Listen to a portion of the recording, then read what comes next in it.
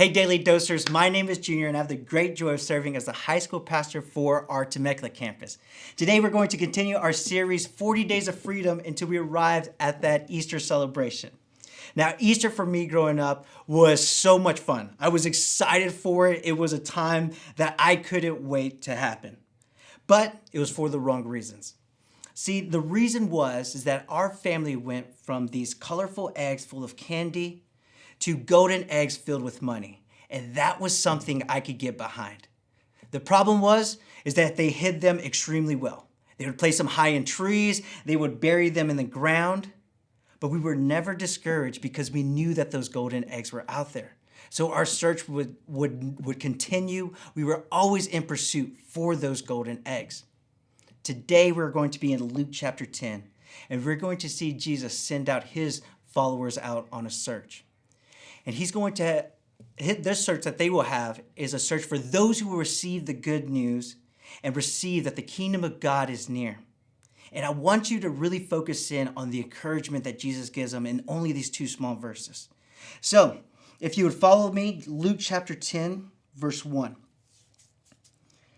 After this, the Lord appointed 72 others and sent them 2 by 2 ahead of him to every town and place where he was about to go.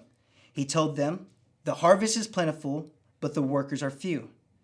Ask the Lord of the harvest, therefore, to send out workers into his harvest field."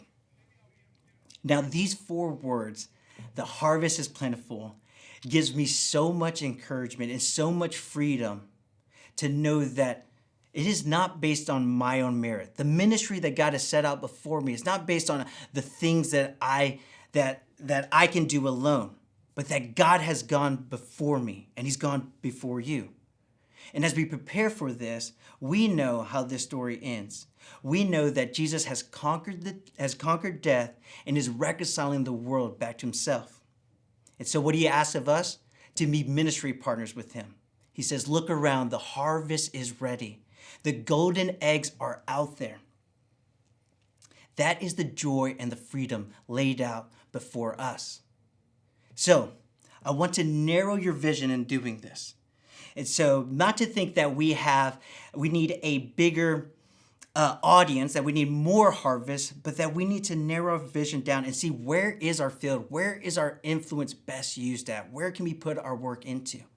So I want to ask you this question, church. Where is your harvest field? Is it your spouse, kids, friends, co-workers, maybe life group members? The places near you have the most influence and the most trust built with these people. And the harvest could be set and prepared for you. But would you go? And he leaves us with this.